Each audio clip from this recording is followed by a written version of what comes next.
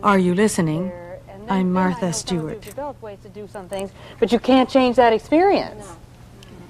The women you are about to meet are widows. Separately and alone, they have had to learn to deal with death. They're going to talk to you freely and honestly and openly, both about the pain of accepting the unacceptable and how, beyond the pain, they found another kind of life. You may know widows as remote objects of sympathy or pity. We want you to know them simply as people. It was our anniversary, and here I go. And I was waiting for him to come home. He said he was coming home about 4. And I went downstairs because my sister-in-law, his brother, lived in the same building. So I was taking care of her new baby. So I really, the time went by.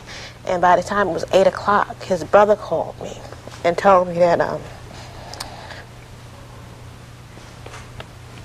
It's okay. It's okay. No, we really understand. We just understand, my goodness. He had been shot, And I thought maybe. But you see, his life will go on. That's the wonderful thing. Whoever took the money, I hope they needed it because he was a cab driver. And I don't know. He was 31, just starting a family. But I called my mother instantly, and she was shocked, but she came to my side. And I was in D.C., and she was in New York, or here rather, because that's where I lived. That's 3 months ago. But that wasn't the worst part of it. The worst part of it was how people, maybe because of race, maybe because of your religion, they don't care.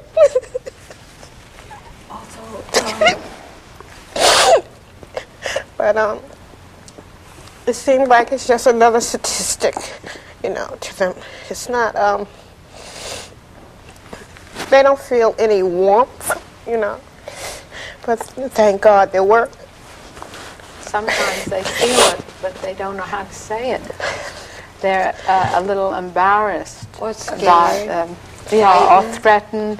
by the idea that somebody age 31 could be wiped out instantly. It was just, it was just so real. And he and I had said basically our life might be violently, we would die maybe in a violent way, and because of what he believed. And I don't know if he was killed before that or if he was killed just for the money, because he, like I said, he was a cab driver. In daylight, it wasn't like it was at night time. It was daylight. And like the children, like I said, they loved him, and he would take time out. He would go to work and be back in an hour. I said, "What you doing?" He said, "Oh, I just came. We would go on a picnic or something." And it was. I don't think that I could ever have that happiness. And like someone was saying, we had to say at the step, another step. This is just another step beyond, what God has purpose for us, or the Maker has purpose for us. And hopefully I'll be able to, go on, because having a baby, you become very sensitive. You feel things, and I hope when I have the baby that I can continue on. I won't crack up like people say, but I'll continue on. Don't you feel like your children have helped you? Oh, tremendously. Yeah, I thought so. Without them, I didn't have children, I don't know what I would have done. And I think got me over a big hump. And they understand it better than I do, because I say, well, he's gone, and hopefully he's with his Maker, and he's happy there. And they say, well, we're going to see him. He can see us, but when can we see him? And I said, hopefully when, God plans for you to go to the other world, you'll see him. And he'll have his smile, because he always smiled, and all the children have his smile, So, like I said, I think I'll make it with the help of God and the help of mankind. You will. Your baby will help. God don't put no more on you than you can bear. You can bear it. Because to manage your money requires your own attention. No one else can do it for you. About insurance, I didn't. Being young, I guess we didn't think about it. You know, we didn't think about that. Maybe further on, we would do that. But for us, we said, well, we're trying to live day to day right now, and maybe next year. Every year was next year we'll get it. You know, and that's why it was such a tragedy, because of next year's not coming, and there's no money coming in. Would have been.